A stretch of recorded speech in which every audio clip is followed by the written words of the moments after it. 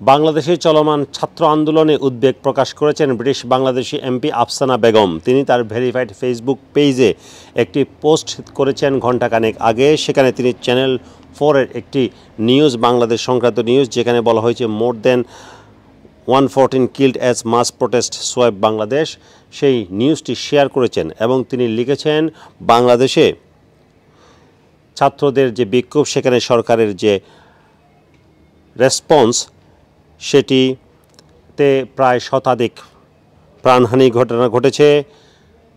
সেনাবাহিনীকে মোতায়েন করা হয়েছে, বলা হয়েছে শুট অ্যান্ড সাইট কারফিউ, এবং ইন্টারনেট এবং মোবাইল সার্ভিস বন্ধ করে দেওয়া হয়েছে।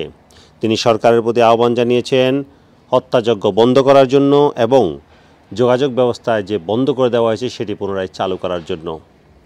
ব্রিটিশ বাংলাদেশি এমপি আফসানা বেগম, আপনারা জানেন, যে কোনো সময় যে কোনো বিষয়ে সোচ্চার থাকেন। তিনি ফিলিস্তিনের পক্ষ সোচ্চার ছিলেন, এবার সোচ্চার হলেন বাংলাদেশে ছাত্র আন্দোলনের দিকে, এবং তিনি সরকারকে আহ্বান জানিয়েছেন হত্যাযজ্ঞ বন্ধ করা এবং যোগাযোগ ব্যবস্থা খুলে দেওয়ার জন্য।